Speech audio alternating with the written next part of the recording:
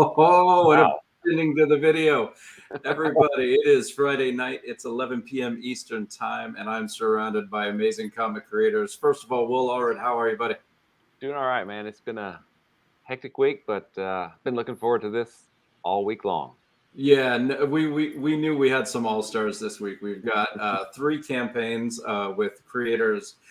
Almost everybody's been on the show before. Connor, welcome to Explain Yourself. You are the only person here who hasn't been on the show, so we're giving you the first big introduction. Introduce yourself, introduce your comic book, and introduce those other people on the team that you corral, Connor. You're the first. Is your first time on, so we're throwing you the biggest bone. Sure. Well, my name is Connor Hughes. I'm one of the artists on White Ash comic that's written by Charlie Stickney and now also penciled by Mick Byers here, as well as colored by Finn Graham. I think people who have been watching your show know Charlie's work, and so I think they're fairly acquainted with the story. But I just try and do my best to bring his script to life. We're going to get into how well you do that pretty soon. Laurent Valls Jr. is back for the third issue of Sacrifice. So let us know if someone was coming past you on a convention, and I want to talk about conventions tonight, and I'll tell everybody why in about 30 seconds. But if they were walking past your booth in 30 seconds, how would you get them into Sacrifice? Hellboy meets Evil Dead. The superpowered host of Lucifer has 2 goals. 1, gather allies who can stop Lucifer from bringing hell to Earth. And 2, make enough money by fighting demons to keep the lights on. It's a horror comedy series, which is halfway through its first arc right now. Awesome. And Rob Multari, the reason we are talking comic conventions a little bit, man, you look good. You don't look like you've been out schlepping comic books for 12 hours. I've had like 3 monsters all day, so so I'm pretty wired. So when people went past, how did you get their attention on Nightwolf? So when they kind of do their little eye glances, hesitate for a minute, stop at the table. I'm like, hey, are you a fan of werewolf supernatural stories? If so, check out Nightwolf. It's a story about a young man who finds out that he's born a werewolf and gets thrown into a supernatural war. And I also just started a new series called Snowpaw about a female werewolf from 19th century Scotland. Awesome. Now, Charlie Stickney's here. Mick Byers is back. So I do want to actually give you a nice introduction, but I wanted to, since you guys are old hat on the show, I wanted to give the biggest introduction to Connor. But welcome back, Mick. Where are you on your Kickstarter? Have you sent off to print on the John Carver series? No, not yet. I've got like 6-7 pages left to finish, and then I'm gonna subject Charlie to the initial hey, is this ready? What do I need to fix here? And then corrections, and then send it off to print. So in the next couple weeks, I'm thinking I'll get that next step of the process done and start working on my next one. Basically the same question to you, Charlie. How I slipped my way through my freshman year. Where are you? Are files at printer or? Yeah, I hopefully we'll have those next week. Supposedly they've been printed and they are going on a pallet and being shipped out my way. So very soon. So we'll see. I did like how Mick sort of basically said, so if there are any mistakes in my book that I'm going to be shipping out, they're all Charlie's fault. Right? I think we all caught that. He was immediately there's no responsibility for anything. I'm just going to put that on Charlie. So I'll take that way. I'll take that way. Is that something the rest of us can do too, Charlie? I'm asking for a friend. Sure. Okay. Yeah. Just keep it on.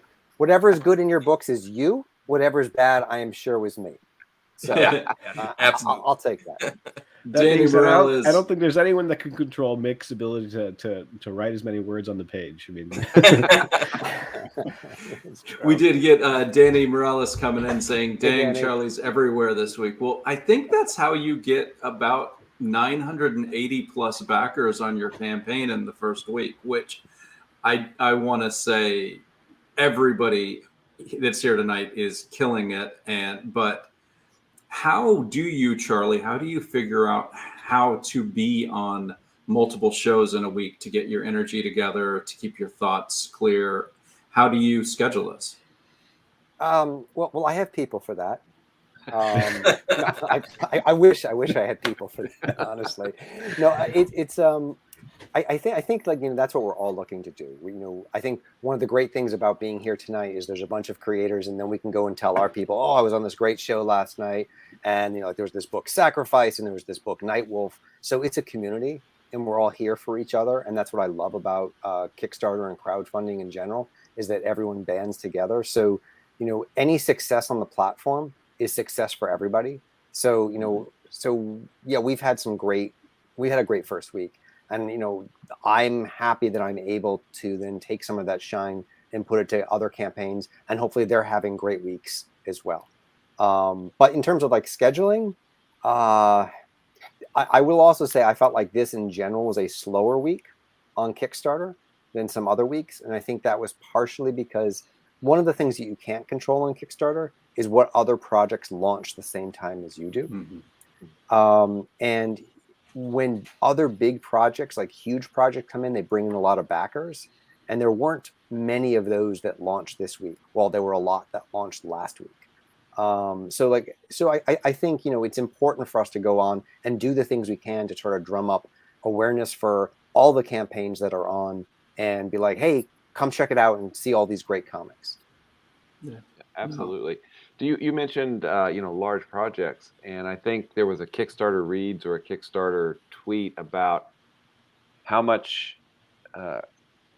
many other projects got backed because Brandon Sanderson brought so many people to the platform with his 4-novel launch. It was I still think it's true. A rising tide lifts all boats, and that's kind of, you're right, why we're here. No, even a quarter of them, like of those backers, if like that many are like comic, readers as well, like that's great for our community. Mm-hmm. Yeah, there's nothing but positive when people bring people into the platform and then deliver a good product. It's as long as they deliver that good product, it's a great thing for us, and I don't have any problem. I'm a little bit jealous of somebody raising $44 million, but that jealousy is like, oh, he's been writing for decades and building this fan base. Also, who wants that kind of headache? You're responsible for all that money. I want that fucking headache, man. You can give me all the $44 million headaches you want to give me. I will also say it's been, like I said, we had a great first week. And it's easy to sort of like, oh my goodness, look at me, like I'm doing this. And my wife would have our campaign open and the Sanderson campaign open. And she'd be like, so you think you're doing well? Let me show you what good Kickstarter is. So, it's always a matter of perspective and keeping you in your place. And it's good to have plenty of people around you. Check that out. Yeah. All right. Well, let's start our deep dives into the campaigns. You know what, Rob? I'm going to ask you to go first because you've had your 3 monsters, but you never know when the caffeine crash is going to happen. And you've been talking all day, so I want to get you while you're still awake and still have a voice. So I'm going to pull up Nightwing. Nightwing. Oh my God, Nightwolf 1 through 6. If I was pushing Nightwing, I'm pretty sure I'd have, or I'd have a lawsuit. I don't know, either or. Or both. Especially a not safe for work Nightwing cover. It would sell. It would sell. It'd bring in a whole new term to Dick Grayson.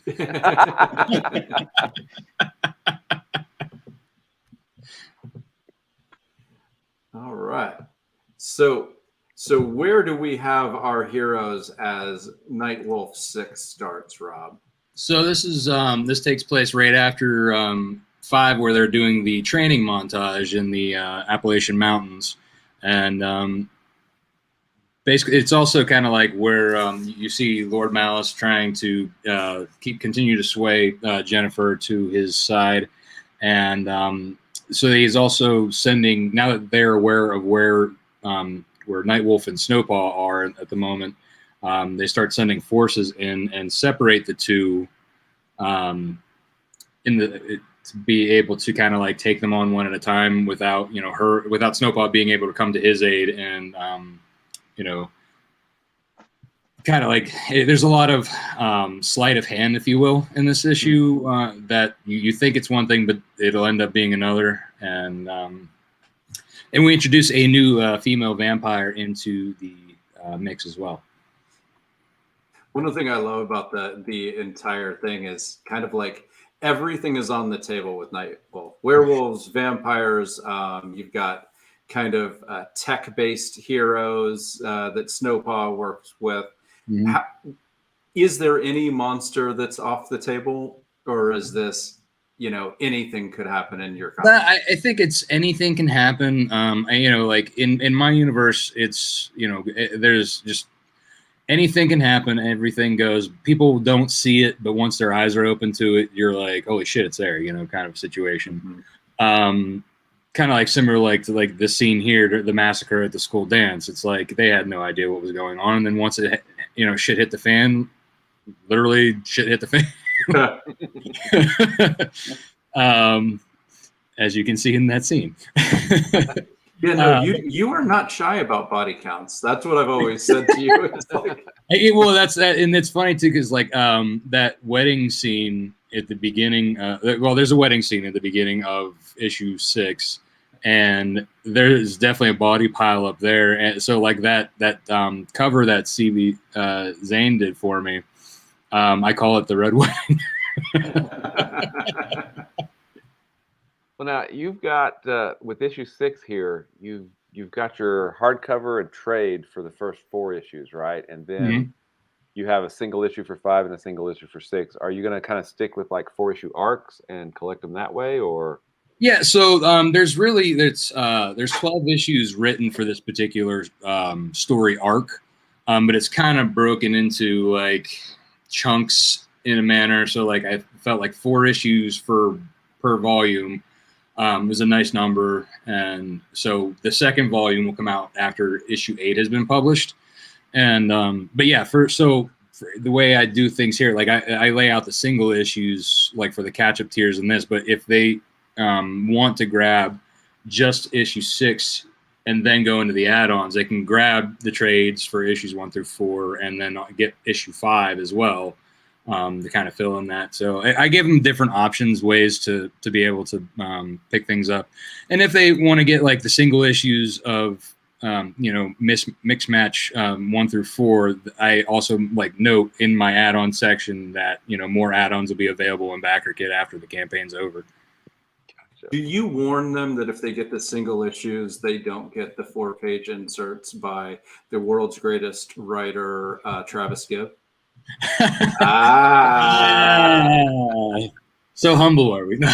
I do actually. I say not so much here particularly, but I do in the description of the trades. I say that there's additional 16 pages of story and extra prints and stuff. But at cons, the same thing. Like when I'm talking about the single issues, and then that's like my next go-to is the point to the trades, and I say there's 16 additional stories by great other writers that I'm friends with, and kind of give them the spiel and say between like obviously with you, with Tart, and Travis with his productions with Cthulhu, and his Voodoo Nations I thought was a great book by him, and then I talk about Tyler and Comics Tribe and Madeline, with her Boston Metaphysical Society is another great series. But so when I do talk about that, I talk about I get basically, instead of handing them a single floppy anymore, I have an open hardcover with a die cut. I hand them that and let them look through that. So it's kind of like that. That's almost like putting that weight in their hands and feeling like how heavy and thick that book is. Oftentimes it works to sell to that, but then the people, like most people I find at these cons or like through my campaigns are single issue people like I am. Like I prefer a good single issue, but don't get me wrong, if there's a gorgeous looking trade, I'll pick that up too. Right. As a matter of fact, I'm pretty sure I picked up the trade and all the single issues of White Ash as things have gone on. There's something elegant about a collection with a hardcover. Now, I didn't think to bring out, but yeah, you have the die cut, which is just gorgeous as well. But like, there is something elegant about saying, here, if you want something on your bookcase, here's what you have. But if you just like it in your long box, do you have a preference, or is as long as they're bringing one of your stories home? I think whatever's best for them. I'm kind of, like I said, I like to be able to keep it where they have options, because I want to cater to their interests. I don't want to force one or the other. Like today, I had a couple who were like primarily graphic novel trade paperback readers only, so they only picked up the trades.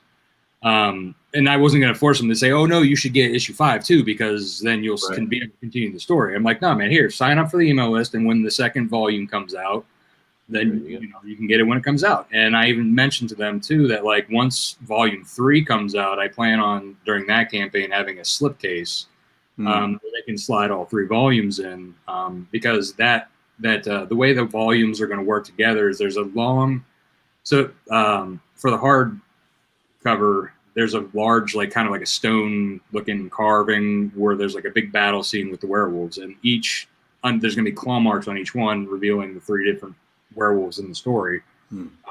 Just it's all like planned out and tied together. I just can't wait till it all happens.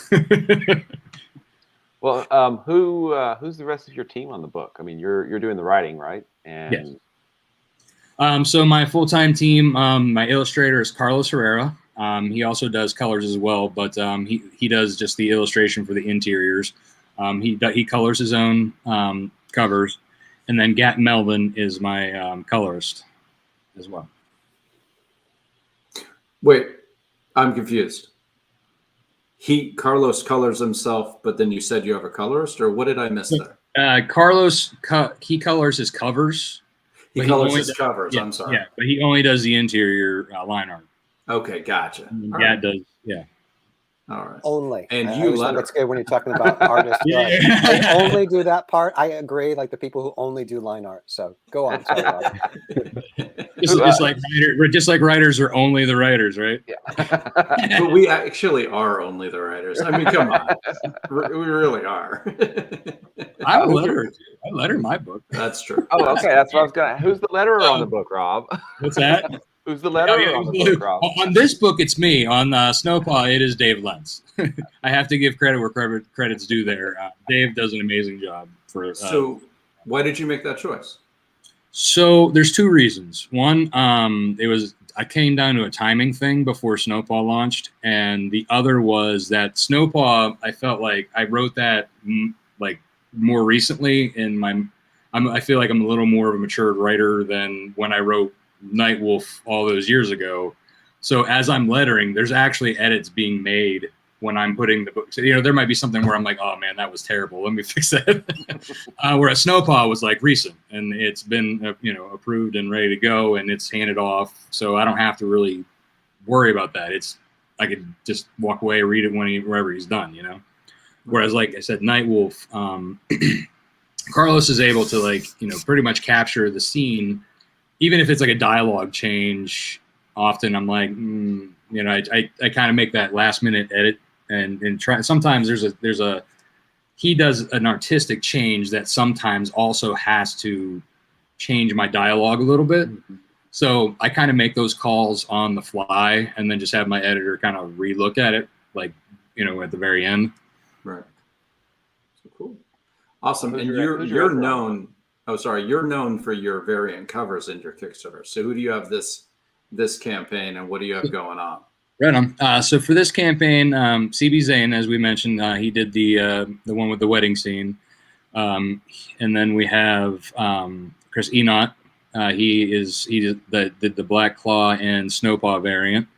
Then we have William Russell, who he did like the close up headshot of the female vampire, and then we also have we have a 2-shot of the female vampire in a more risque version and a non-safe for work version by Lena Day, who does she works for Ron Z over at Olympus Comics there. And I asked him. I said, hey, would you mind if I approached her? And he's like, oh no, thank you for asking. Here's her email address.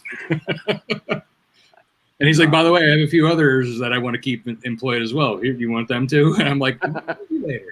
No, it's smart to ask, but it is smart to, have your artists that you work with others. It builds their platform. I mean, Rob sent me a message today saying that one of the covers that Ludo did for Nightwolf 5 sold. And so that's great for Rob. It's great for Ludo. It's great for me if they love that cover. Maybe they'll look up what has Ludo done. And in comics in America, I get to hitch my wagon to that. So it's great. Want to make sure we get to everybody. So let's look at Sacrifice. Before we transition, I do want to give credit to this guy down here for one of the best variant covers that I do have. Get on it. Yeah, so Connor, he graciously did a cover for me for issue 4, and that's one of my better covers, I feel. And it was a lot of fun. Thank you for having me. No, you're welcome. I mean, like this guy, like we met, in Philadelphia, and we had a great time at that con. Yeah, that was a lot of fun. It was, yeah. We definitely have to do it again. Yeah, Keystone, I suppose, is on this year again, right? Is it? I don't know.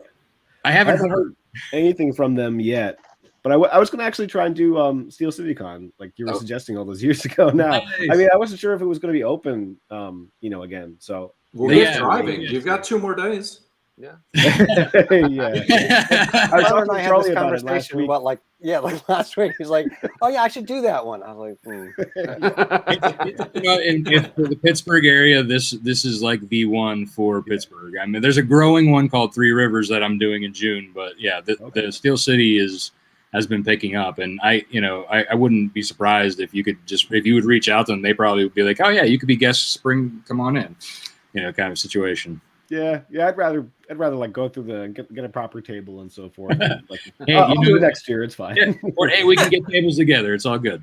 Yeah, that sounds good. I saw Chips. Oh, go ahead, Will. If we're throwing love toward Connor did an amazing variant cover for Crossover Division #1. So thank you again for that. No, thank you. Yeah, that was a lot of fun. Also, they're all fun. It's fun to be able to play in everybody's universe. Yeah. I guess. Oh, sorry. Go ahead. I guess I have to say you did one for Tart. So, or I'm the dickhead. Thanks, guys. Well, I've not asked Connor to do a cover for me, so I'm really the bad guy in this. Yeah, exactly. And we tie the room all together. Like, so we have like that cross promo from Carlos with Tart and now with White Ash. So Carlos is also played at everybody's universe, and so is Connor. It's Carlos's lovely. cover came out really fantastic. Sorry to interrupt there. No, it's great. It's just great to have. Everybody gets to play with each other's characters and also get introduced to each other's audiences, which is just a beautiful thing. And I made the joke about the 4 pages. Rob, you let me play in your sandbox with your toys for your hardcover, and that was it was fun. And I'm proud to be in your hardcover. It was your story.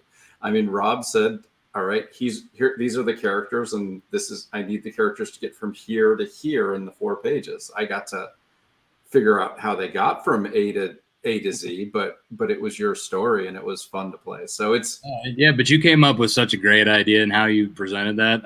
I was very honored to have you, and it was just as a fan too, to be able to read that, and it was like, yeah. That's awesome. Well, I'm a fan of Sacrifice, and we got to get Laurent's monster creation up here. So where are we at after Sacrifice 2, Laurent? So in the middle of issue 2, you kind of meet all of the main characters, and issue 2 focuses on Damien and one of the other characters, Axel, finding out hey, what's this evil cult doing? We need to figure this out. And the other 2 characters, one of them being vampires, they kind of had to wait around for a bit for the sun to go down. They're like, all right, we're gonna find out what's the deal with this spell book that you see in issue 1 and what makes it so special. So issue 3, what you see in part of the preview pages, does show a bit of like part of the cult plan, like you're starting to piece things together as the story goes on, and then a big chunk of it is finding out about the spell book, and then we'll kind of just naturally progressing with how the story is going. And this is basically after hell has kind of broken through to the earth, but not before Lucifer can come, correct? Not before what? Sorry, I couldn't hear the last part. Well, it's sort of like Sacrifice 1 starts with the quote unquote sacrifice should bring Lucifer to earth, but they don't finish. But there's still a shit ton of apocalyptic things on earth. How many human survivors are there in your world? So that's the thing. The world is mostly like normal, like the way me and you see it. Demons, because like the presence of angels here, and they can be killed by conventional means. Most of them, which you see in the first issue, is like there's types of jewelry they wear, which camouflages them. They appear as regular people until they take that off, and then you see like what they actually are.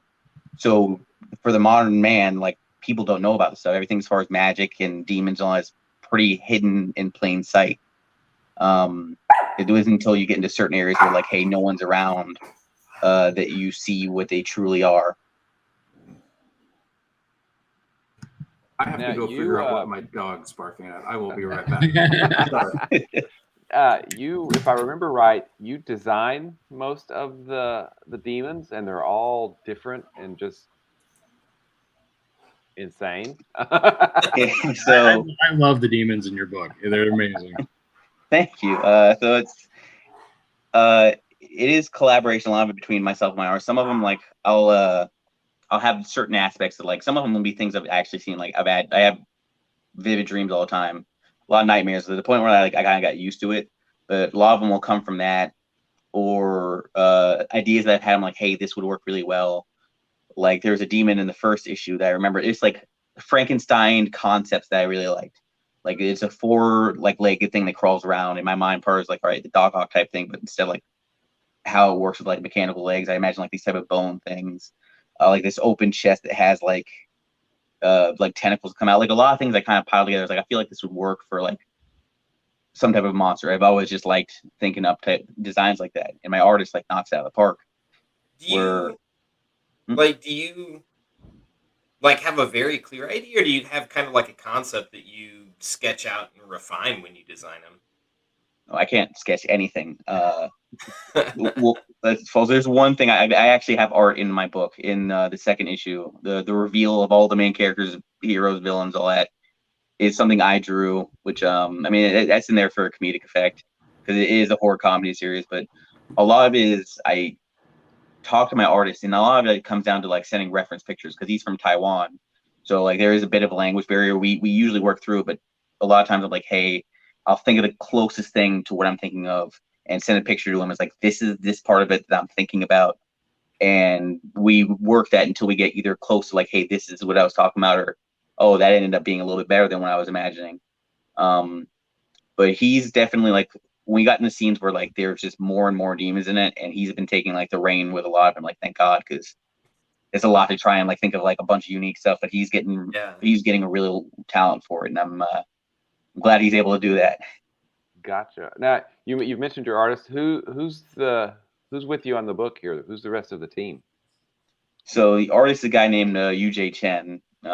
He's like me, where it's like early in his journey, wanting to break into comics. If each Shonen Story is the colorist, he's in where is he? He's not Malaysia. Well, wow, where is he from again? Indonesia, it looks like. Indonesia, thank you. God, like, I know it's somewhere over there. It was not landing with me. And he's been on since issue 1 as well. There's Lucas Gattoni. I picked him up a bit late, but he still was on issue 1. He was great. And then I actually hired an editor for issue 3 because I was tired of like combing over my issues like a ton of times, and then the moment I put out, someone's like, "There's one spelling error," and I'd like lose my mind. So Nicole DeAndrea, I hired on, right? I could say, I need to catch all these spelling errors. If you missed it, that's on Charlie. I mean, if you only had one, that's actually pretty good. I mean, Yeah. Yeah, It was that's very impressive.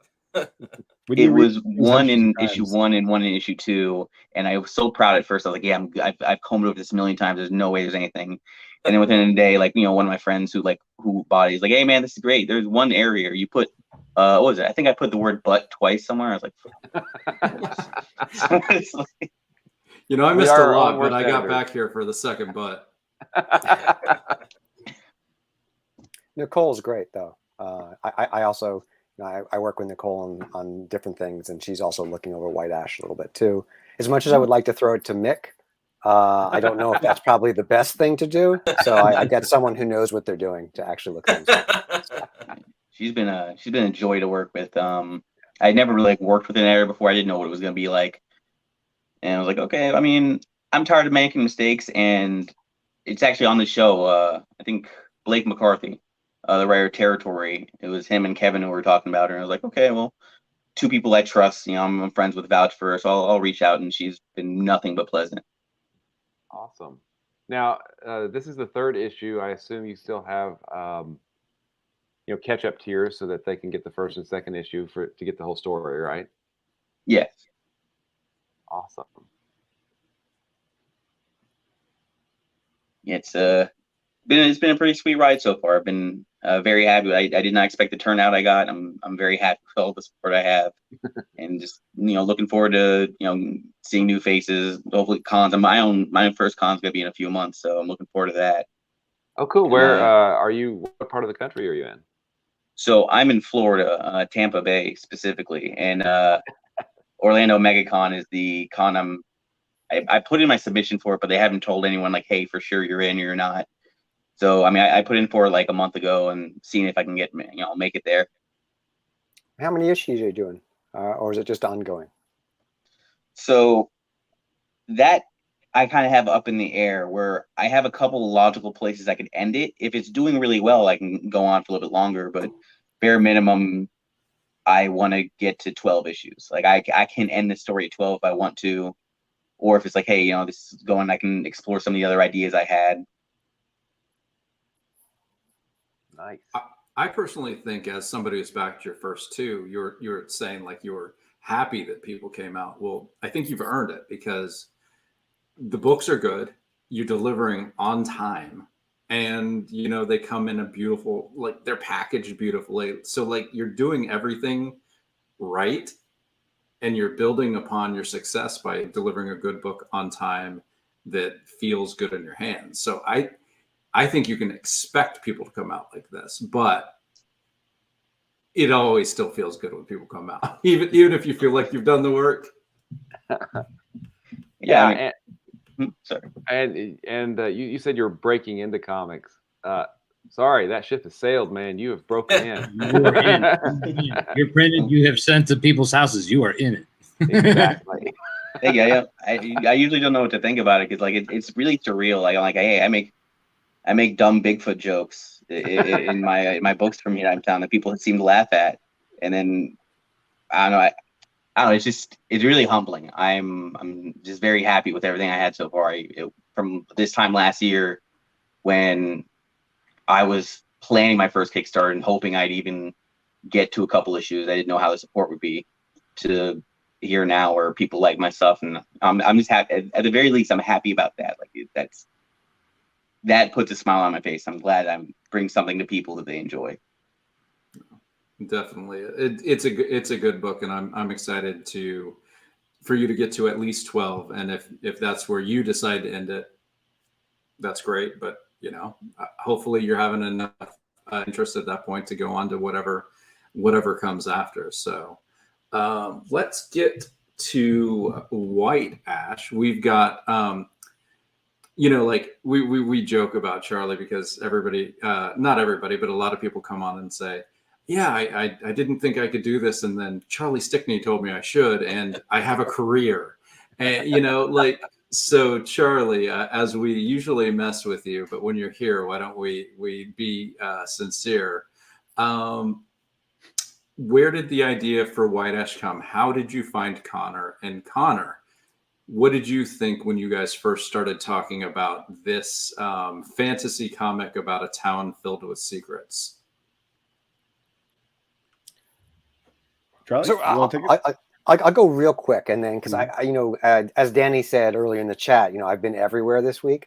I think one of the great things is that you know, tonight I've got Connor, who's staying up late to be here on the show, and Nick is here, and you know, it's really great when you can have amazing collaborators who work with you, who will even come on the show to promote these books with you, and that for me is my favorite part.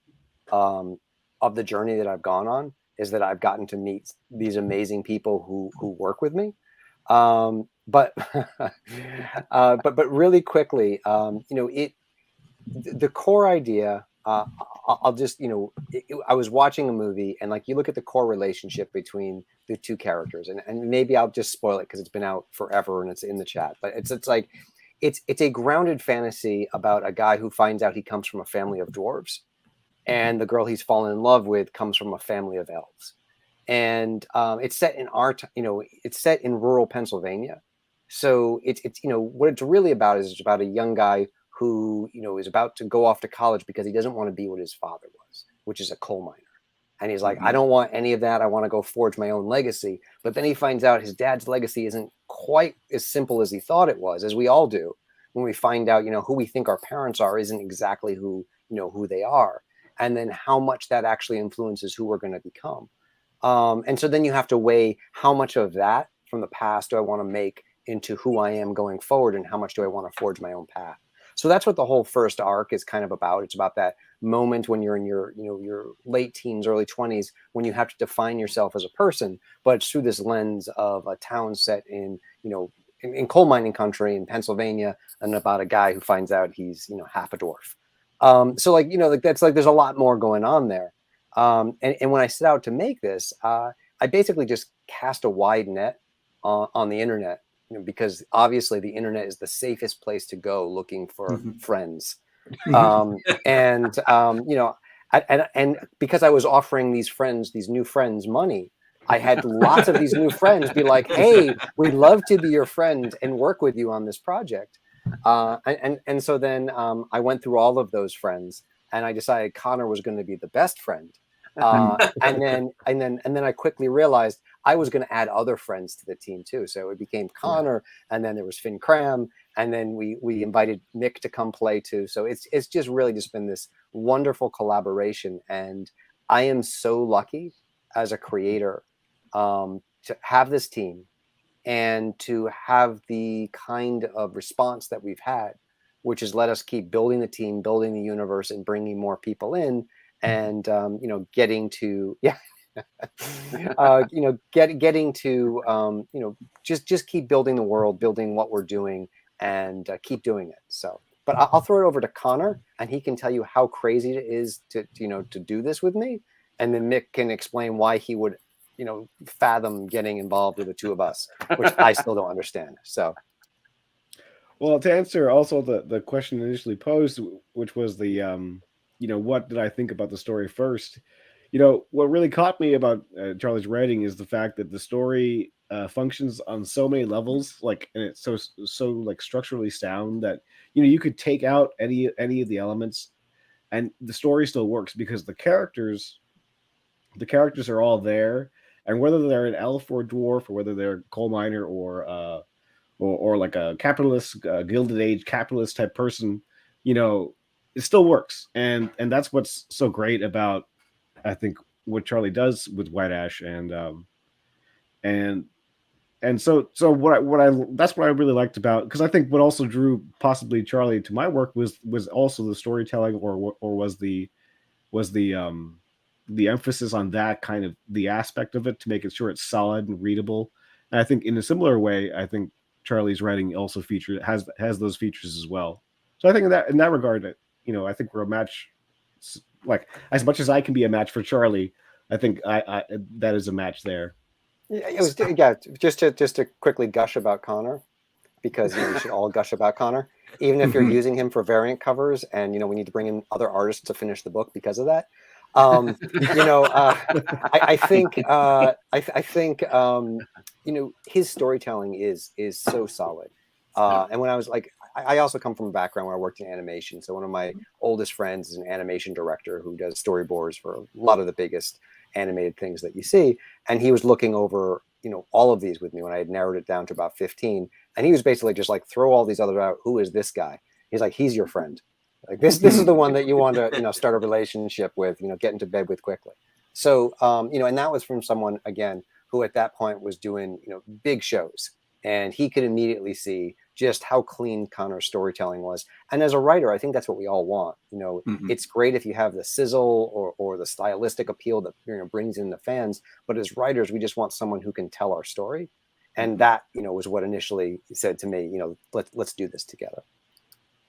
Personally, when I see Connor's work, what works for me is the sexiness of both Alec and Lillian, with it never like going to a point where I feel like it's been pushed to a gaze. You know, like Alec standing there with his shirt off, he looks awesome. He looks great. Like, yeah, I want to look like him. And you know, you see Lillian, you're like, oh yeah, she's sexy, but it never feels like maybe the camera was put on the ground so that Lillian can walk over it. And so that's Which what I've at always times felt. is a useful trick.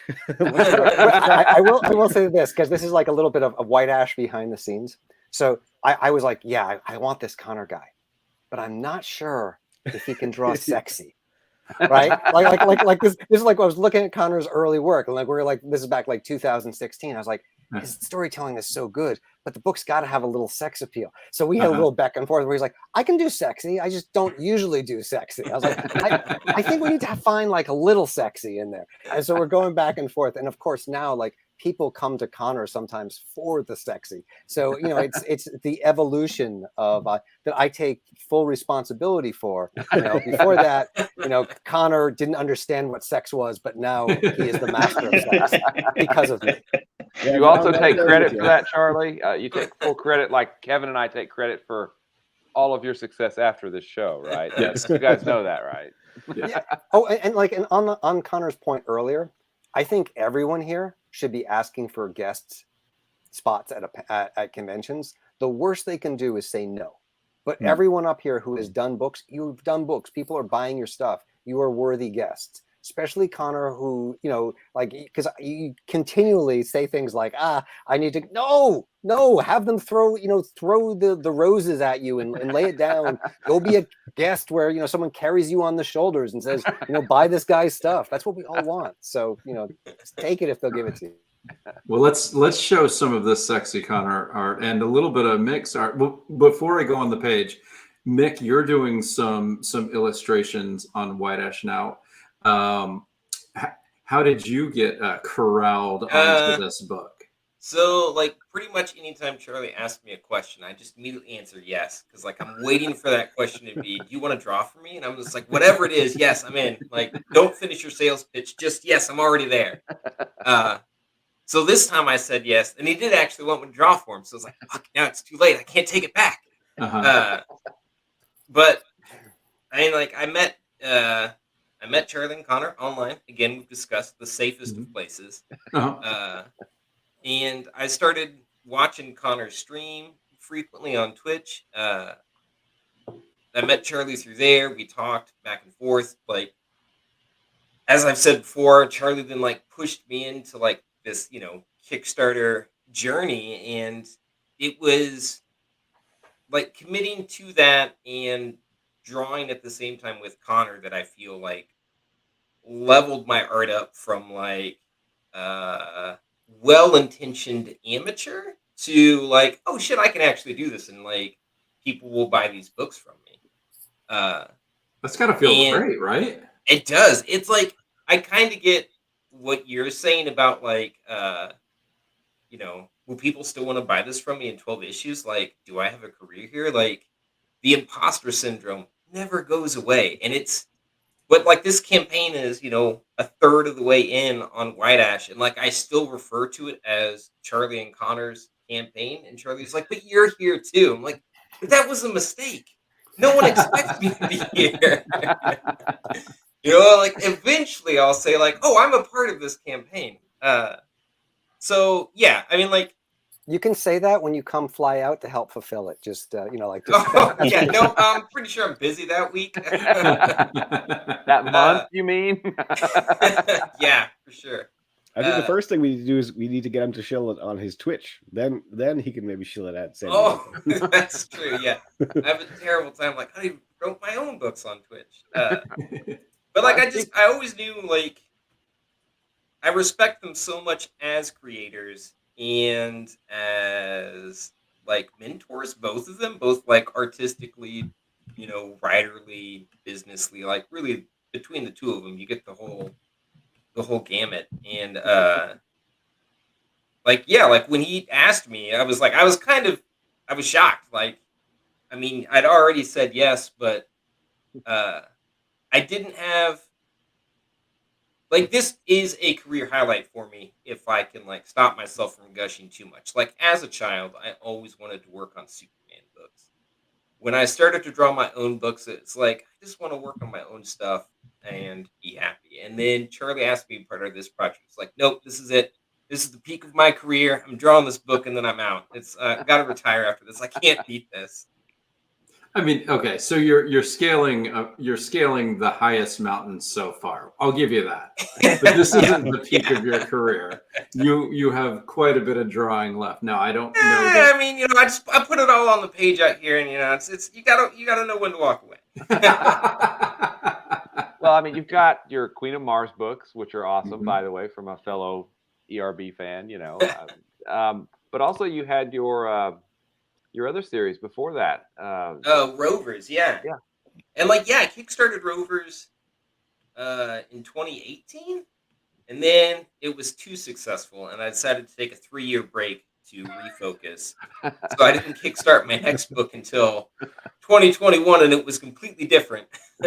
All right, Mick, the next time you come on, we're bringing a psychologist in. We're going to work on this fear of success that you have. But let's get into the campaign and show some of the beautiful artwork that we are bragging about. Well, I think one of the great things about working with both Connor and Mick, and you can scroll through the campaign if you want, is that it's always a different process. I think as writers we get the benefit of getting to work with the more you do, the more artists you get to work with, and you see what kind of things work, what kind of things you need to change in your scripts, and working. I've done, like, I did a short with Mick too.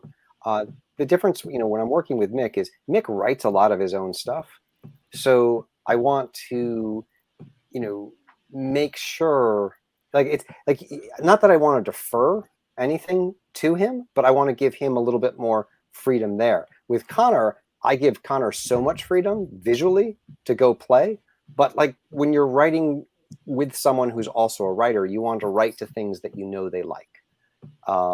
And so it's a little bit of a different headspace. I mean, and I'm sure like both of them approach what I do a little bit differently in terms of how they break it down as well. Yeah, because this is actually like only the 4th or 5th time I've drawn from someone else's script. Like, the vast majority of what I draw is stuff I'm also writing, and being involved in that process where I've received something that, like, it's my responsibility to faithfully relay this to a page, but still, not be afraid to offer my own suggestions on, beats or moments or pacing, whatever, to try and, put my own, I don't know, style into it. Like, it's both kind of, terrifying and exciting in a way that only drawing my own writing isn't. And it's like, I guess it's kind of like that editorial process. Like, I love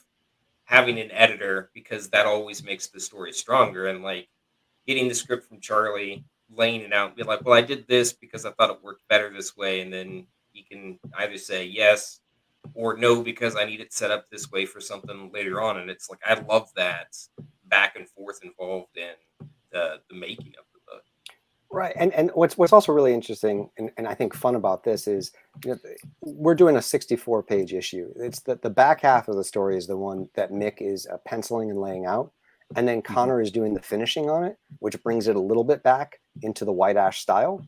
So it's a nice synthesis hybrid of the two of them together, where you get mixed layouts and designs, and then you have Connor's little flourishes, which make it feel organic to the universe. But it's also a tale that takes place in the 1950s. It's a flashback where we're kind of expanding the universe, so it also feels good for it to be stylistically a little bit different. So like I think people are really going to like what they've done there. I mean, how have you guys liked working together? With penciling, watching, because that's different for both of you, right? Yeah, like watching Connor ink it, and like there is art I didn't even know I put on the page when he brings it to life. It's like I did not see that when I penciled it, but like that is gorgeous and amazing, and like I could watch this all day. It's fantastic to be, that's part of like a creation team, but like an art team where I've only done one small part of it, and then watching other people breathe, like their own life and style into it is magical. Yeah, and this is also the first time I've inked someone else's work, so it's been very interesting, and I think it's actually it's worthwhile doing. I think for probably any artist is to ink someone else's work, and because you can learn a lot from how other people are thinking visually that you wouldn't necessarily do yourself. So that's been very like enriching already so far in the process. I'm currently looking at a double-page spread here by Mick, laid out in a way that like I would, personally I would never do something like this like organically, but seeing how Mick's done it, it's working really well, and it's been a lot of fun to ink. Do you guys have conversations about light sources, or I'm not that good of a penciler. No. Mick's got a lot of ideas about lighting that are like naturally there, either from his inks or like or pencils rather, or suggested in the way he's like laying out the scene, which is often actually how I think this is partially how I pencil as well. It's not like I necessarily go in and lay out all the shadows. It's just like, there are certain concepts that the shot creates for that would make the lighting work, that you imagine the scene once it gets colored working with, and oftentimes Finn like picks up on those hints as well. But then also you ink it in a certain way where that shadow that Mick's suggesting is like also there. So don't let Mick undersell himself. And he shouldn't, because he was an awesome collaborator on the story that we did for Nightmare 2, yeah. Like that was a lot of fun. I really From what I'm learning, we should tell Mick he sucks so he keeps drawing comics. Every time he succeeds, he stops. You're terrible. Draw more. Yes. Fine, I guess I will. Damn it, I was looking forward to vacation. You haven't reached the mountaintop yet. You got a little more to go. I mean, you still have all those Deja Doris pages to go. So yeah, right. And they're coming out. They're coming out gorgeous. So this chapter. So go ahead, Charlie. I was just gonna say, like, listening to that conversation about collaboration. I mean, I think that's what makes comics special when they're working. It's a synthesis where a new person comes in, like, we do the laying out the bones as the writers, and then the penciler is breathing life in, bringing the acting, that posing, bringing these characters in. But then there's the colorist who's going to bring in some more emotion.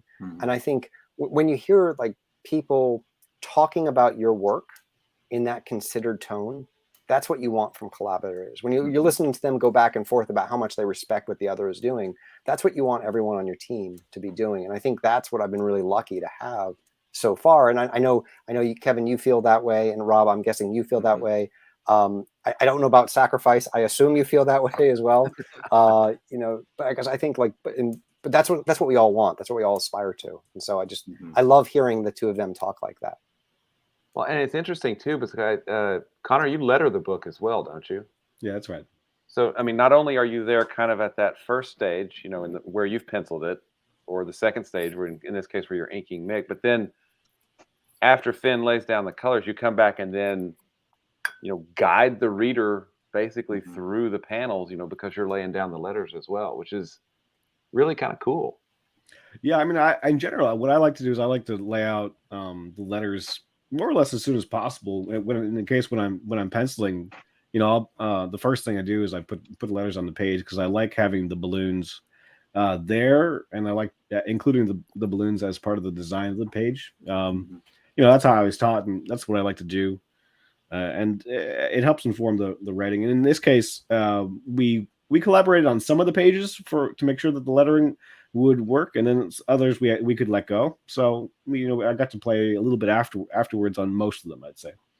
Yeah, I'd say like that's the biggest hurdle for me on this project was learning how to draw when I wasn't lettering, because it's like I would lay out a page and I was like, oh yeah, there's clearly enough space for like what Charlie has written here, like not a problem. And then Connor will come to me like, but where do you expect the balloons to go? And it's like, oh, I hadn't thought about the balloons. I just thought about the word. I'll tell you what, Mick, if you're not the only one, this is not an unusual problem for a lot of people, I think. Because I lettered like a bunch of projects, at the time. It's definitely a common thing. Like I had to have that conversation with Carlos and with Mog.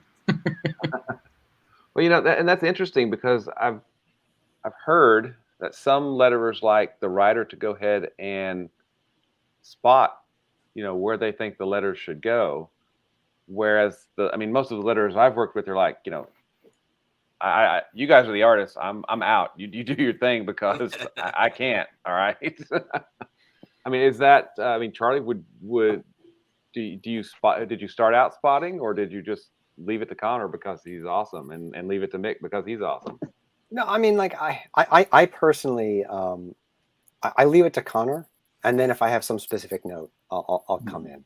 And I think what's really nice is I think working together over a period of time, you both, you learn what each other likes. And every now and then I'll suggest something. Like when I see him laying it out, I would have originally had some idea in my head, and I'll learn something from that. And then hopefully every now and then I give him a little tidbit that he thinks about too. But I think, we've gotten better at it as we've gone along for lettering for White Ash specifically. But he also can do, Galarian, and it's easy for me as we're building the universe because I know I have Connor there to help. So that's always a great thing to have in your back pocket when you have a collaborator who can come in on another project and make it work. Yeah, and then what's great about Galarian is I get to expand sort of the lettering tools that are available within the White Ash universe, because I consider them all to be within the same style of the White Ash universe. Like if we suddenly did like a sci-fi comic, I wouldn't be using the same kind of fonts or the same kind of style of lettering necessarily. I'd probably change it up. But because all of this is happening in the White Ash universe, I sort of like get to expand that in the case of Galarian, because well, like the lettering you did for How I Slept My Way Through College, like I thought was absolutely brilliant. Like thanks. A Yeah, lot of those I changed it balloons, up for that one too. Like don't have borders at all, and it's like it feels so organically a part of the art, like not just the lines but like the colors as well. Like it seems seamless with what everything else is going on with the page, even though you weren't involved with any of those processes. Thanks. Yeah, I think that's part of the job of the letterer, is to integrate yourself into whatever art, into whatever. It's not about putting the letters on the page. It's about putting the ideas of the letters on the page. It makes making a callback to a classic quote from me. What was it like? You got to feel the grass or something? Like, yeah, it was the grass. It was like such a garbage expression that I was making. But, I'm going to paraphrase DC Hopkins very, very badly, I believe, but he told me once that he doesn't letter for the comic. He tries to create art with his letters that match the art that's on the page. So he just kind of like camouflages his lettering to the page. So if it's Ludo, he would letter one way. If it was Mick, he would letter another way. If it's Connor, he would letter another way. If it's Carlos, he'd letter another way, just to make each book feel like one organic as if there was only one creator, even though there's a writer, an artist, a colorist, a letterer. And I thought that was a really interesting way to talk about it that I hadn't heard someone else say it that way. But then I hear that you talking about that with How I Slept My Way Through College. It's like, yeah, that makes a lot of sense. I can't wait to see the lettering on it now. Where's my book, Charlie? It's Well, on a PDFs pallet. went out. Yeah, It's didn't on you a hear pallet. you? It's moving to Charlie. Nick is flying out to help him. Yeah, I got my ticket. I'm ready to go. Yeah, one example, you could even take that even further. There's this one book called Asterios Polyp where every single character has its own, Yeah. has their own font and have their own text, and so every their dialogue shows like what kind of character they are. Mhm. So, if it works for that story, it can work for, I guess, other things too. Yeah, no, I'm a huge Sandman fan, so every Endless having their own font is something that I, kind of probably am annoying to DC about. This type of monster might have its own way to talk, and if you want to do that, go ahead. And half the time he'll do something totally unique, and then half the time he's probably like, Kevin, I'm busy. Come on, dude. Well, but that was back in what the 80s, 90s when those were all hand lettered, right? That Yeah. wasn't digital lettering like they do now. I think it was that Todd Klein. Am I Yeah. Todd remembering that Klein, right? yeah. Mhm. I mean,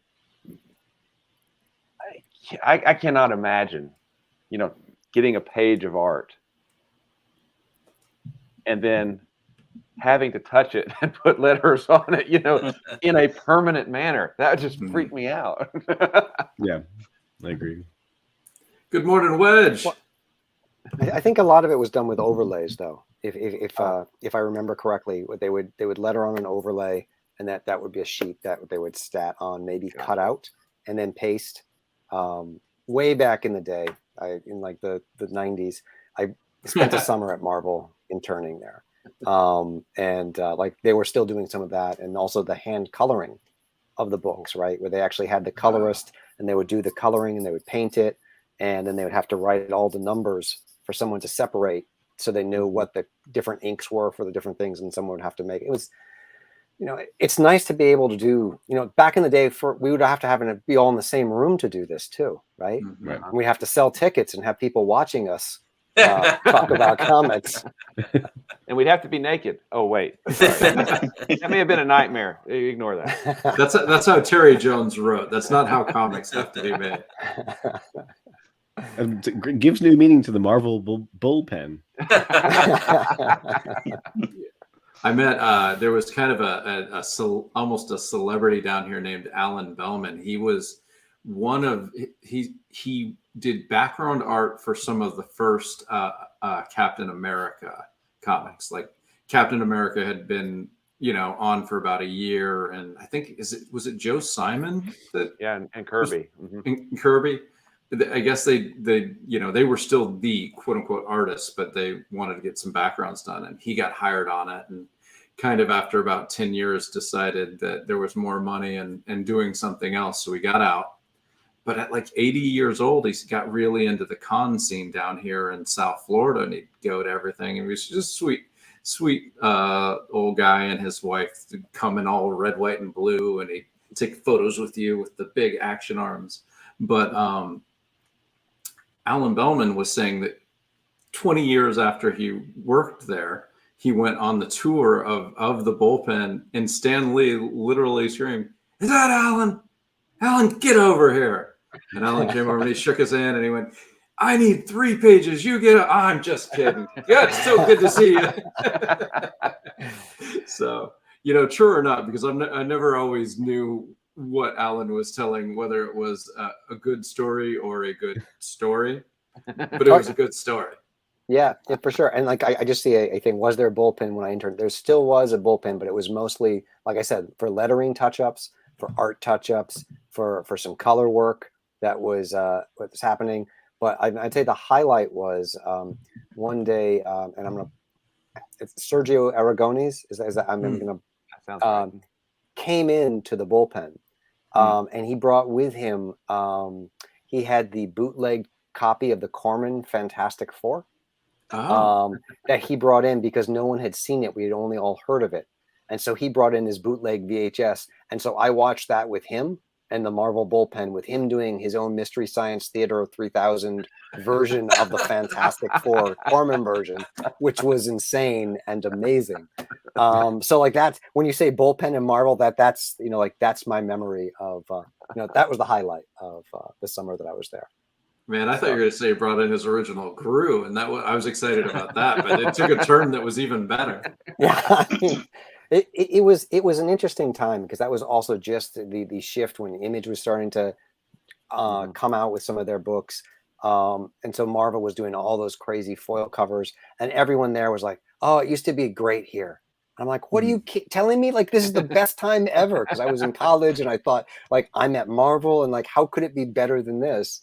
And then like 2 years later they went bankrupt, so that's probably why it was not the best times there. Charlie interning bankrupt. Is there a pattern here? I don't know. I was going to say, like, I mean, they seem to have done. I mean, I feel like I can say that because Marvel seems to have rebounded okay, right? Yeah, like no one's worried about Marvel at this point anymore. Marvel is an American comic book company, Connor. No, I was lost there. I had to Google it here. Yeah. So now it's owned by the mouse. Yes. So I kind of wanted to turn real quickly to conventions. Rob was there today. Like numbers are better than they've been, and dipping toes. And Laurent, you're looking to do your first one. What are you most excited about, Laurent? Your first comic convention. What do you hope to happen, or what are you excited about? Well, I should probably correct that. It'd be my first major one. I went to a really small one, which was more of a learning experience than anything else. But I don't know. I mean, I went with a buddy the one time before. I took like a bunch of notes with him. He's like, "Hey, here's some things I bring." He's like, "Do you usually have hand sanitizer wipes?" I was like, "No." He's like, "Bring them." Like a lot of stuff like that. I'm like, okay, all my stacks, all the stuff there. So just that I don't have a lot of expectations. Really like roll with the punches type of guy. I'll prepare myself as much as I think I need to be, and then whatever happens in this con, I'll look at the good and bad and see what I can do to fix it the next time. And I don't really know what to expect because Orlando MegaCon's like one of the biggest ones in the state. Mm-hmm. So I'm just I'm excited for the experience. That's all I can really say. My first ever day at SuperCon, I kind of had somebody whispering in my ear all these incredible things, and like people were gonna go ecstatic and crazy. And I was there for 8 hours, and we sold 2 Tart trade paperbacks on a Thursday, which I now know on the first day of a 4-day con on a Thursday, even selling 2 books is like, that's fine. There's nothing wrong with that. But I literally walked out and I said to myself, "Oh, I've wasted my life." And I went home and I went to bed and I got up the next day and I came back and I was like, I'm selling these books. But no, it's fun. My biggest advice is water, Powerade, Vital Water, anything you can do to hydrate. That is something that I did not know before I did any of these, because those big air conditioners in the roof suck all of the moisture out of your body and you're like this husk of a human being.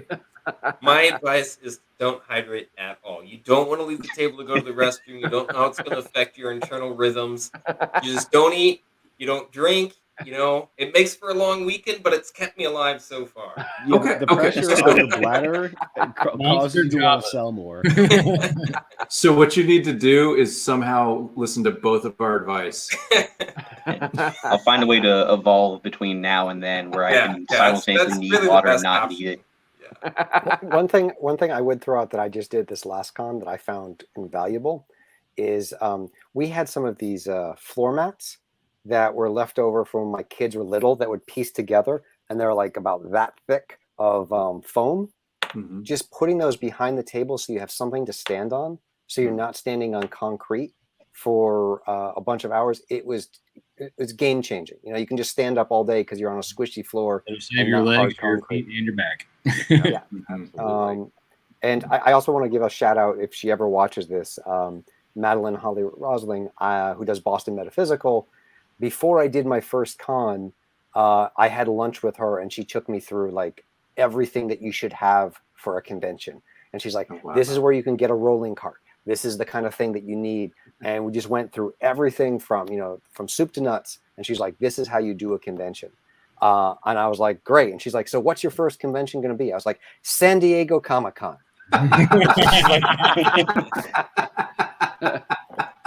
He wanted to start small. Yeah. So that was the first one we did, which maybe was not the best. Connor, were you there for the first one? I think you were, right? Yeah, and that was also my first con too. So yeah, so like the two of us, like just like we aced it. all We aced it. Yeah. What are you talking about? Yeah, I think I broke my pants the first day moving stuff. We were also like running, like there was a car illegally parked in the street and like carrying heavy boxes through the streets of San Diego.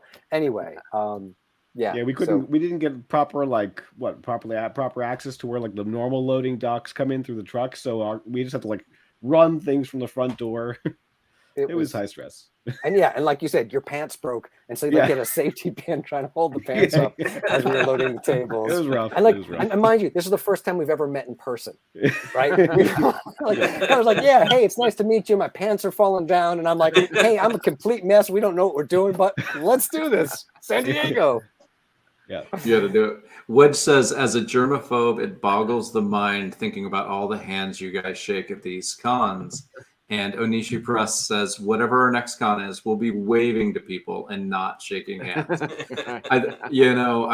The fist bump, the elbow bump, or the wave are the way to go. And this, I just did a one-day little thing a couple weeks back with Andrea Molinari, and we had the mask on for the time, and I did not get con credit. Now, it was only a one-day event, so I can't say it was the mask and the being careful about shaking hands, but usually you come home with the bubonic plague. So as far as I'm concerned, let's pretend, let's wipe COVID off the earth, which isn't going to happen, but let's do it. And then let's pretend it's still there for all comic conventions, and wear N95, wear gloves, fist bumps. So this is maybe not true, but I heard this about Steve Martin, that he carries around business cards. So if you meet him, he hands you a business card, and he said, you met Steve Martin, he was charming and personable, and he enjoyed meeting you too. Like, it just says that on the business card. I just feel like having that on the convention, that we shook hands, it was nice to meet you. We both went on our own way, and neither of us died from what happened at this convention. Just be the way to avoid that.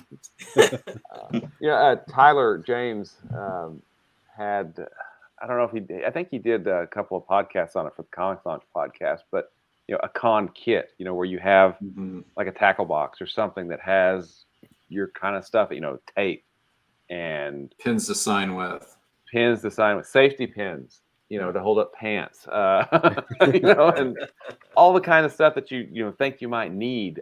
But those have been super helpful. And I mean, Mick, you were at the Northwest Arkansas Comic Con a couple of weeks ago. Yeah, and I shook a lot of hands without thinking about it. And then I was thinking, oh, you know what? I should use some hand sanitizer. So I started digging through my bag for my hand sanitizer. I was like, oh, here's my Nutri-Grain bar. I'm hungry. I better eat this. I ate my Nutri-Grain bar, and then I'm sitting back at the table like, what was I looking for? It doesn't matter. Hey, how are you doing? But it never fails. When you put something in your mouth, somebody will come over. They're like, they're like, they won't talk to me because their mouth is full. I swear to God, like this morning was slow. As soon as I was like, I'm gonna have my lunch, so I'm like, drinking. That and they come over, and I'm like, your drink when you're at the convention. You just give up food, you give up fluids, you'll be fine. A charging brick, it's fine. The charging brick is important to have. Yeah. Make sure you have a couple of those. Have a backup for your Square reader. Because you're gonna have it out, you're gonna plug it in, you're gonna unplug it, you're gonna be moving stuff around, you're not gonna be able to find it when you want it. So those other 6 you've stashed around the table, you'll be able to find it. Actually, I have one question. We had a problem with this, for that one comment which we fixed it. But when it comes to Signal, Because I know that certain cons might be a problem where it's like, hey, you have your Square reader, and it's like, oh, because we can't connect to the internet, you can't actually buy anything. I hope you have cash, which thankfully I had cash then. But is there any like good workaround to make sure you can always kind of connect and use your Square reader? Big shows usually have Wi-Fi, but They'll charge the you for biggest shows charge you for it. Yeah, I've only ran into that one time, and that was with Motor City Comic Con. The first day it worked fine.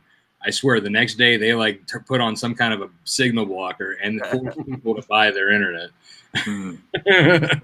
The ones that they had Wi-Fi and they gave us the code, but they gave us the wrong code. So we had to like Scooby-Doo our way to eventually finding the real code so we could actually, we could connect to Wi-Fi and use it. Nice. It's a bitch. Usually people have the backup of cash.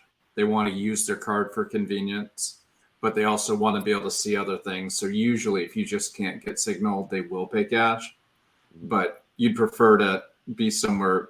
And one thing you can do at the beginning of the day is figure out if you have a signal, and if you don't, you can walk in your area in kind of circles until you find the right spot.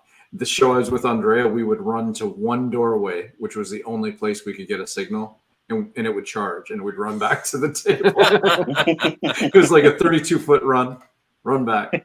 So that's on Saturday when it's the busiest, though. Even that won't get much. Yeah.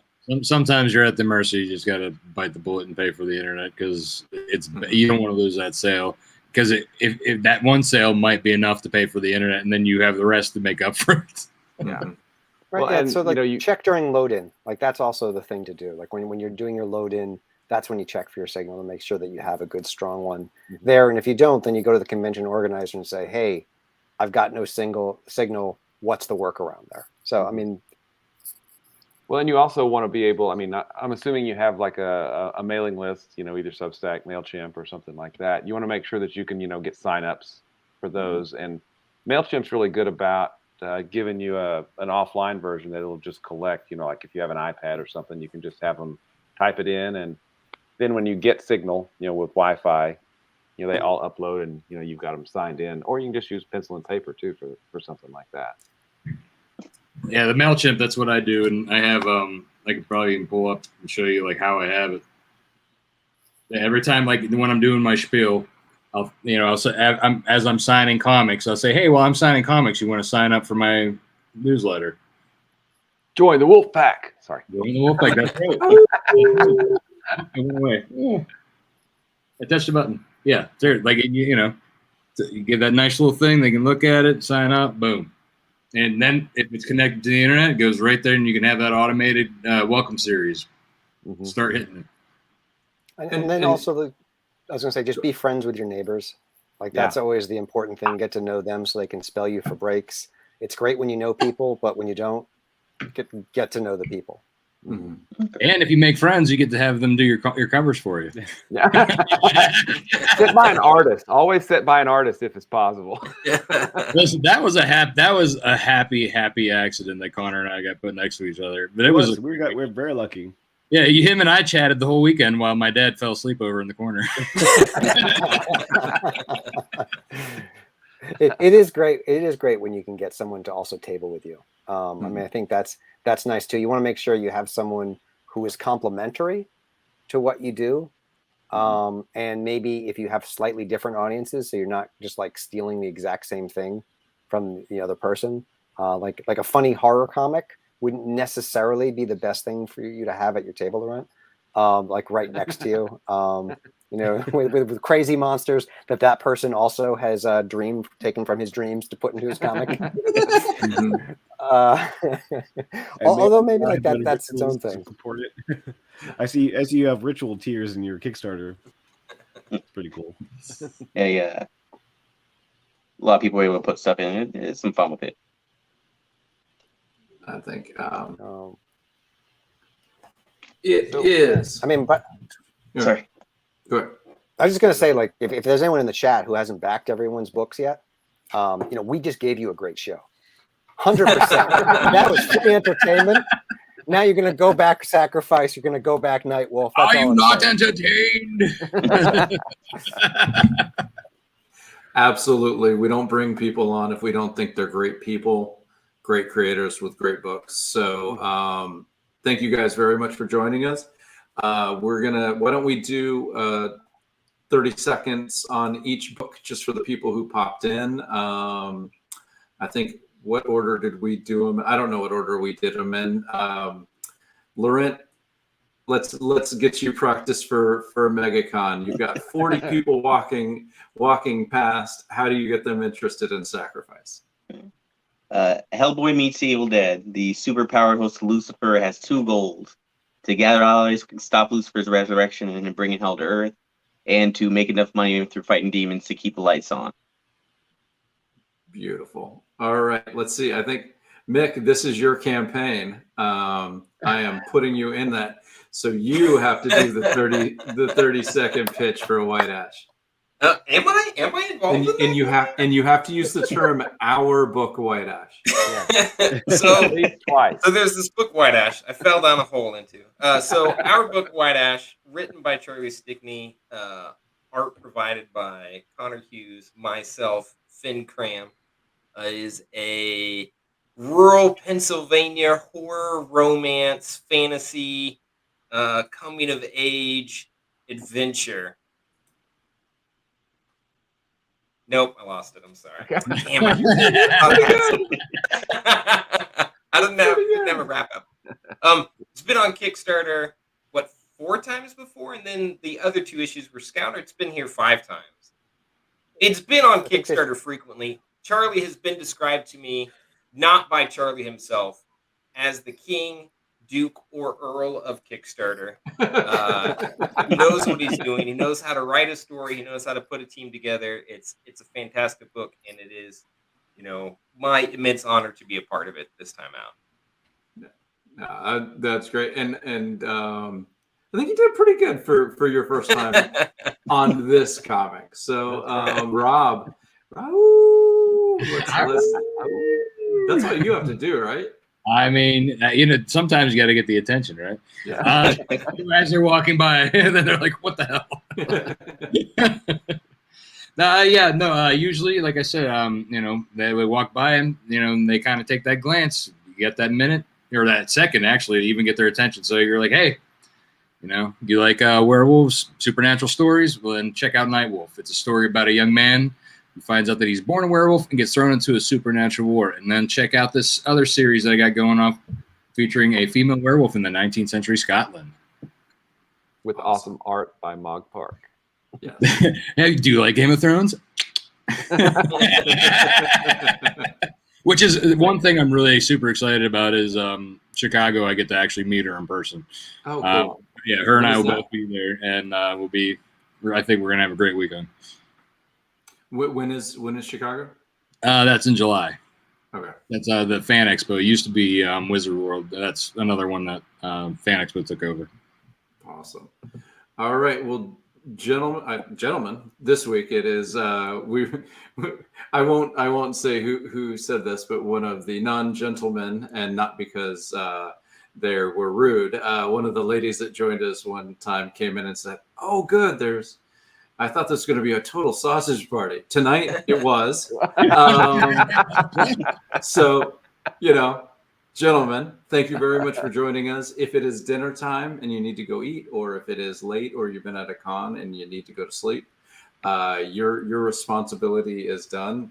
What Will and I are going to do now is kind of talk about the campaigns that are still running from creators that have been on the show in the past couple weeks. You're welcome to stay and talk about the cool books, and you are welcome to get the heck out of Dodge, whatever is comfortable for you. So I am going to bid adieu because I do have an early morning. We'll see y'all later. Thank you again for having me. And Rob, We I'm got just tomorrow. going to say, Rob, anyone who backs White Ash, if they also back the Night Wolf campaign, there's this amazing crossover print that goes for backers of both campaigns. So, Kevin, you should pull that up and show that. Give me 2 seconds. Which campaign would have it closer? It's on my campaign. Scroll down towards the bottom.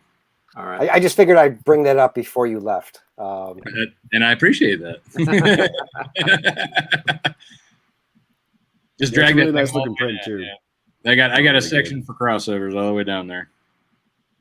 And hey, Yeah, I love. Wait. You talked about that's your little cheeky. That's the spicy cover. Well, actually, it'd be Hello. cheeky if she was looking the other direction, but we understand what we mean. We didn't do the Speaking of- superhero pose. Speaking of crossovers, I love a good crossover. Oh, Sorry, guys. I Hey, had look! to do that. Did you see Connors? Where we got it? Connors? I think he passed that a while ago. All right. Well, sorry, Yeah. Colin. No problem. The crossover print is down by above Yeah, it's down wide past the Kickstarter. creators. Yeah, when there's a picture of Connor and the creators too. Yeah, I saw that. Thank you for putting me there. That was a picture we took together. I cropped myself out from. I was gonna say it's a nice looking photograph. I think. Yeah. There he is. All right. I didn't show your cover, but I showed you. It's pretty. There we go. No, that's Travis's. Oh yeah. So this would be Cthulhu and Nightwolf. Yeah. So that if you You're a little late on. I have a story in Cthulhu. It's the Bandersnatch. So Travis and I thought we'd do a He-Man homage with Nightwolf riding the Bandersnatch. Nice, but can't help you get on Cthulhu because that is closed. No, So this one's still going. That's Cthulhu. And Yeah, Bates that one's still Wonderland. going. Yeah, Russell's is closed. It's Travis is still going. Oh, really? Yeah, until like Thursday, I think. All right. Sorry, Travis. I took your thing out because I. What's a good thing we did this thing? I saw Cthulhu and I was like, oh, that's done. Yeah. Yeah, so- Daphne's is almost done, so she's got a couple There more you days go. too. There And it then is. that's the beautiful thing that Carlos whipped out for us. Yeah, that's gorgeous. Nice. Yeah, I took when I was talking to him and I shared some of the art and I gave him the character design for the toy for the figure, and that's where he got that's where he took the outfit from the figure. Yeah, The yeah. tracker, I the thought tracker that might be the case. collectible. That's cool. Yeah. Awesome. All right, go to bed, Rob. Yeah. That Good luck is- tomorrow, man. Have a good show Take care, tomorrow. Rob. Look, nice to meet you. Take care, Rob. Good night. All All right, right. Kevin. Nice to meet you. Before we get started on, I want to give a tip of my empty glass at this point to Frank Martin, who finished his Truce. the truce Yeah. just about 20 minutes ago. So he's funded on that. And congrats, Frank. All right. So let's talk about Cthulhu Invades Wonderland without a banner that I deleted. I will create it shortly. One moment. It's an anthology. Basically, Travis brings people in and says, all right, we are going to tell many different stories, but one big story with a through line. Cthulhu is invading. Oz was the first one. Wonderland is the second. And it's not just 30 different stories. It's 30 stories that basically tell one big story. And as Rob said, he is in it. I believe Russell Nolte was in it. A ton of great creators. Check out Cthulhu Invades Wonderland. Travis is a cool dude. And there's going to be a third for that. Yes, the Neverland. Neverland. Cthulhu Invades Netherland is the next one coming, and then I believe he's done with it, but he hasn't made that a guarantee. Whereas Russell's Cthulhu is hard to spell. Is it's over, Rock? It's over. He's done his 3 and he's done with it. All right. Shock-headed Peter. Well, Charlie introduced us to Evie and Jessica, so thank you for that. Sure. Yeah. They were awesome, and Shock-headed Peter is a retelling of an 1840s German cautionary tale where I can't remember the exact things, but if you suck your thumb, it will fall off and you will never have thumbs again type of stories that they used to tell the kids. And very absurdist art. Oh gosh, it's late. So quick aside on Shock and Peter. So my wife is German, and the grandparents came and brought one of her children's books to give to our kids, and it was that. And it really is like things like, like if you suck your thumbs, we're chopping them off. And you see that in the book, and like there's blood everywhere. And I'm like, we can't give this to our children.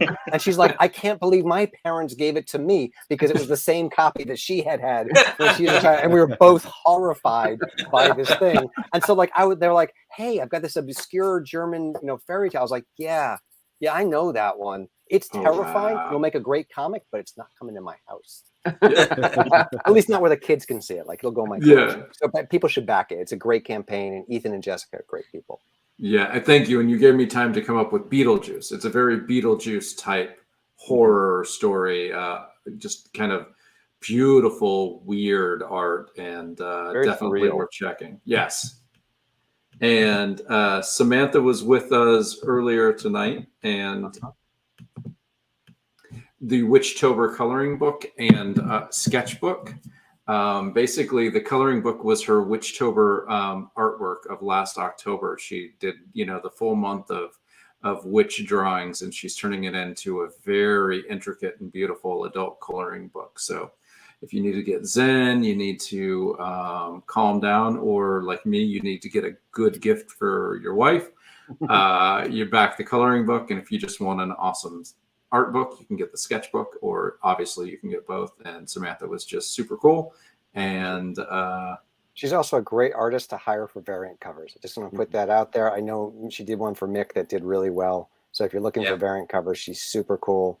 Back her She's stuff. the best. She says that she is inspired by Michael Turner, and you can see it in the colors she chooses and in the forms that she draws, and they just, her Will Not Bow books, her covers pop. Yeah, I agree.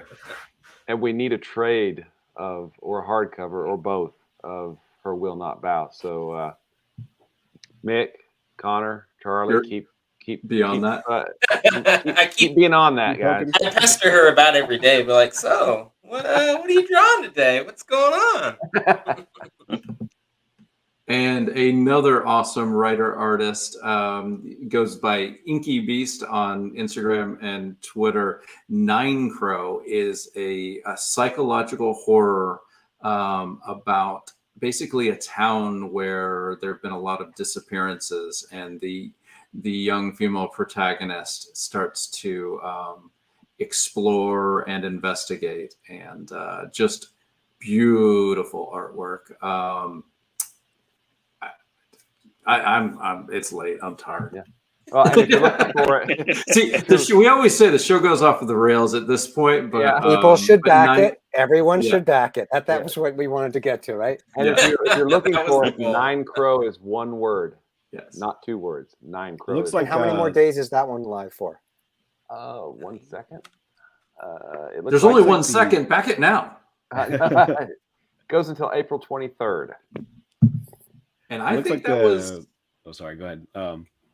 I'll just say quickly. It looks like the book is hand lettered, and the lettering is really good on it.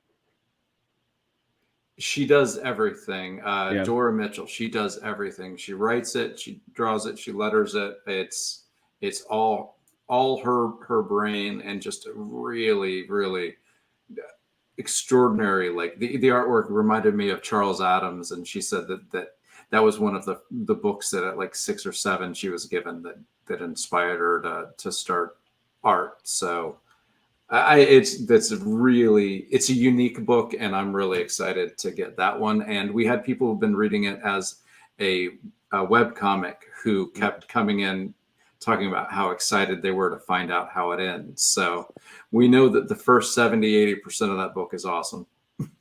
Yeah. And it's that's already it. funded, and it's already funded too. Yep. But we did it. We did it, Will. I might have kind of crashed there for a little bit of it. Oh, Samantha Branch said that she is not listening to this. Hey, you get to make your own choice about what you put into the world, but you don't get choice about how people compliment it. You are a great artist, and we want you to make hardcovers or soft covers, or we'll not bow. Okay. And we All want right. you to make more comics too. Yes. Yes. So thank you guys. We really appreciate it. I'm sorry I kind of melted there in the last 5 to 7 minutes. That's why. Hey, Laurent, where can we find you? Yes. I'm on Twitter. Twitter handle is always be evil _ between each of the words.